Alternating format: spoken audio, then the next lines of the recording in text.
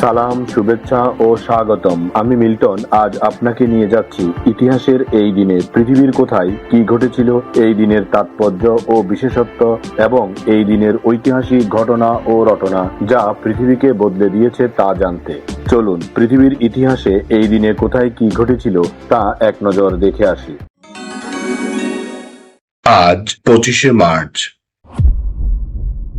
প্রথমেই পৃথিবীর ইতিহাসে এই দিনের আলোচিত, সমালোচিত এবং বিখ্যাত সব ঐতিহাসিক ঘটনা ও রটনা জেনে নেই। 1807 সালের 25শে মার্চ ব্রিটিশ পার্লামেন্টে একটি ঐতিহাসিক আইন পাশের মাধ্যমে ব্রিটিশ সাম্রাজ্যের অধীনে দাস ব্যবসা বা কৃতদাস কেনাবেচাকে আনুষ্ঠানিকভাবে নিষিদ্ধ করা হয়।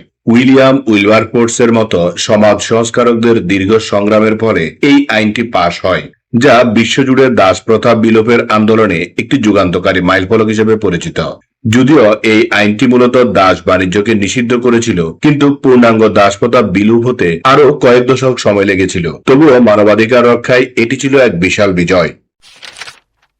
1843 সালের 25শে মার্চ লন্ডনের টেমস নদীর তলদেশ দিয়ে নির্মিত বিশ্বের প্রথম সুড়ঙ্গটি সাধারণের জন্য খুলে দেওয়া হয়। প্রকৌশলী মার্ক ব্রুনেল এবং তার ছেলে ইসমামবার্ড কিংডম ব্রুনেল এই বিশাল কর্মযজ্ঞটি সম্পন্ন করেছিল। এটি ছিল তৎকালীন সময়ের প্রকৌশল বিদ্যার এক বিস্ময়কর নিদর্শন। এই টেমস টানেল নির্মাণের অভিজ্ঞতা পরবর্তীতে বিশ্বের বিভিন্ন দেশে মাটির নিচে সুড়ঙ্গ বা মেট্রো রেল প্রকল্প বাস্তবায়নের ক্ষেত্রে গুরুত্বপূর্ণ কারিগরি নির্দেশনা প্রদান করেছে।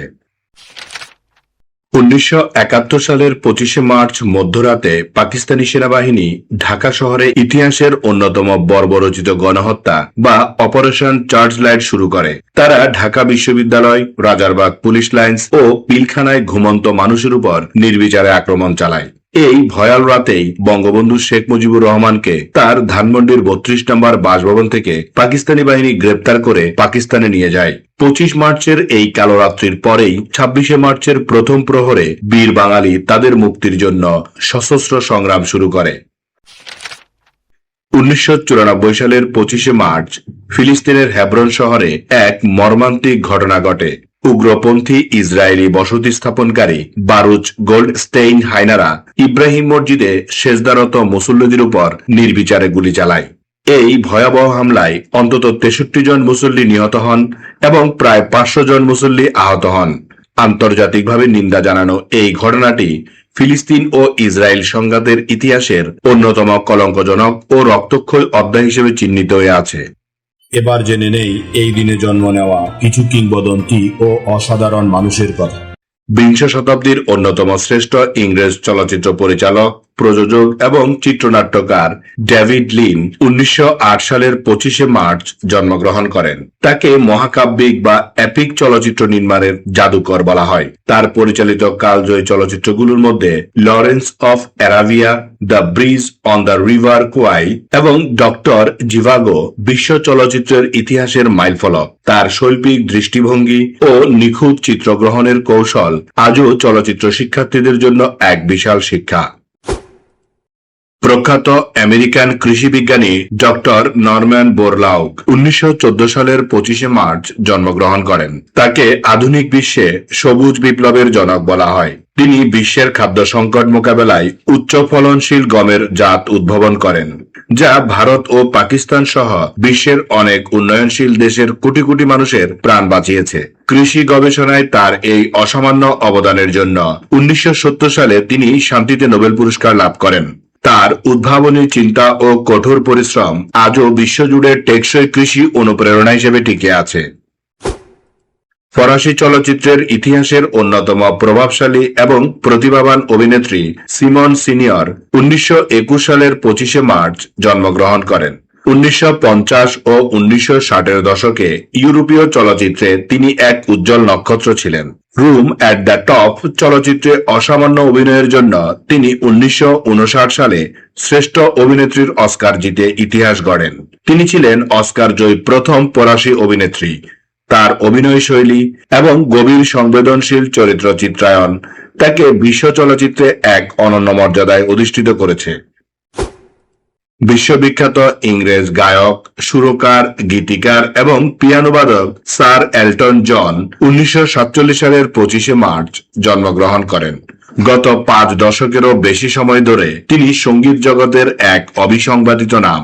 তিনি Candle in the Wind, Rocketman এবং Can You Feel the Love Tonight এর মতো অসংখ্য হিট গান উপহার দিয়েছিলেন। সঙ্গীত জগতে তার অসামান্য অবদান এবং HIV সচেতনতা ও LGBT অধিকার রক্ষায় তার জনহিতকর কর্মকাণ্ডের জন্য তিনি বিশ্বজুড়ে সম্মানিত। সঙ্গীতের ইতিহাসে তিনি অন্যতম সর্বাধিক বিক্রিত অ্যালবামের অধিকারী শিল্পী। স্মরণ করছি এই দিনে চলে যাওয়া কিছু কিংবদন্তি ও অসাধারণ মানুষের কথা। প্রখ্যাত ফরাসি কবি এবং সাহিত্যিক পেদ্রিক মিস্তাল 1914 সালের 25শে মার্চ পরলোক গমন করেন। তিনি মূলত অক্সিডান ভাষার সাহিত্য ও সংস্কৃতি পুনর্জাগরণে অসামান্য অবদান রেখেছিলেন। তার সাহিত্যিক কর্মকাণ্ডের মাধ্যমে তিনি আঞ্চলিক ভাষাকে বিশ্বমঞ্চে সম্মানিত করেছিলেন। 1904 সালে সাহিত্যে নোবেল পুরস্কার বিজয়ী এই কবি 1914 সালের 25শে মার্চ পরলোক গমন করেন। ভাষার প্রতি তার এই অবিচল ভালোবাসা আজও ভাষাবিদ ও সাহিত্যিকদের জন্য বিশাল অনুপ্রেরণা। সৌদি আরবের তৃতীয় বাদশাহ কিং ফয়সল বিন আব্দুল আজিজ 1975 সালের 25শে মার্চ পরলোক গমন করেন। তিনি 1964 থেকে 1975 সাল পর্যন্ত দক্ষতার সাথে দেশটির শাসনভার পরিচালনা করেছিলেন। আধুনিক সৌদি আরবের অবকাঠামোগত উন্নয়ন, শিক্ষা ব্যবস্থা ও অর্থনৈতিক সংস্কারে তার ভূমিকা ছিল অনস্বীকার্য। এছাড়া আন্তর্জাতিক রাজনীতিতে, বিশেষ করে তেলের মূল্য নির্ধারণ ও আরব বিশ্বের ঐক্য বজায় রাখতে তিনি অত্যন্ত প্রভাবশালী ভূমিকা পালন করেছিলেন। আন্তর্জাতিক খ্যাতিসম্পন্ন ভারতীয় বাঙালি আলোক চিত্রশিল্পী নিমাই ঘোষ 2020 সালের 25শে মার্চ পরলোক গমন করেন। বিশেষ করে কিংবদন্তি চলচ্চিত্র নির্মাতা সত্যজিৎ রায়ের ছবির সেটের স্থির চিত্র তোলার জন্য তিনি বিশ্বজুড়ে পরিচিত। তিনি দীর্ঘ 25 বছর ধরে সত্যজিৎ রায়ের ছায়াসঙ্গী হয়ে থেকে তার কাজ ও তার ব্যক্তিত্বকে ক্যামেরার লেন্সের মাধ্যমে ধরে রেখেছিলেন। আলোকচিত্রের মাধ্যমে ইতিহাসের মুহূর্তগুলোকে প্রেমবন্দী করে রাখার এই গুণী শিল্পী 2020 সালের 25 মার্চ শেষ নিঃশ্বাস ত্যাগ করেন। তার তোলা ছবিগুলো আজও সত্যজিৎ রায়ের সৃজনশীলতার এক অনন্য দলিল হিসেবে টিকে আছে। এবার এই দিনের বিশেষ দিবস ও উৎসবের গল্প শুনি। আজ বাংলাদেশের গণহত্যা দিবস। প্রতি বছর 25শে মার্চের এই দিনটি বাংলাদেশে গণহত্যা দিবস হিসেবে পালিত হয়। 1971 সালের 25শে মার্চ কালরাত্রিতে পাকিস্তানি হানাদার বাহিনী অপারেশন চার্জ লাইট নামে ঢাকা বিশ্ববিদ্যালয়, রাজারবাগ পুলিশ লাইন্স এবং ফিলখানা সহ সারা দেশের ঘুমন্ত মানুষের উপর যে পরিকল্পিত ও বর্বরোচিত গণহত্যা চালিয়েছিল, এই দিবসটি তারই শোকবহ স্মারক। এই হত্যাকাণ্ডের মূল উদ্দেশ্য ছিল বাঙালির স্বাধীনতার আকাঙ্ক্ষাকে স্তব্ধ করে দেওয়া এবং বাঙালি বুদ্ধিজীবী ও মুক্তিকামী জনতাকে নিশ্চিহ্ন করা। এই কালো রাত্রিতেই বঙ্গবন্ধু শেখ মুজিবুর রহমানকে গ্রেপ্তার করা হয় এবং তাকে পাকিস্তানে নিয়ে যাওয়া হয়।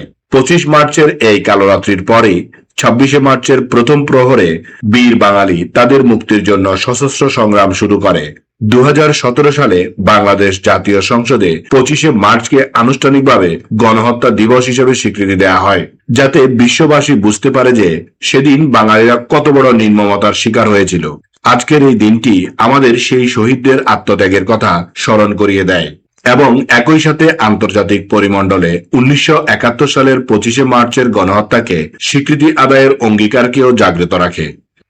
এই দিন আমাদের জীবনের ঐতিহাসিক, প্রাকৃতিক, শৈল্পিক, সাংস্কৃতিক, সাহিত্যিক, রাজনৈতিক, বিজ্ঞান, গবেষণা, আন্দোলন, উৎসব, অর্জন, খেলাধুলা, সুখ দুঃখ, হাসি কান্না, আনন্দ বেদনা, পাওয়া না পাওয়া, মায়া মমতা, ভালোবাসায় ভরা সুখকর স্মৃতিময় একটি সুন্দর দিন। চলুন এই দিনটি উপভোগ করি। আগামীকালকের তারিখে পৃথিবীর কোথায় কি ঘটেছিল তা জানার আমন্ত্রণ জানিয়ে আজকের গল্প এখানেই শেষ করিলাম। লাইক, শেয়ার আর সাবস্ক্রাইব করার দায়িত্ব আপনার। আমি শুধু বলিব, নিজের, পরিবারের, প্রতিবেশীর ও পরিবেশের যত্ন নিন। ধন্যবাদ। খোদা হাফেজ।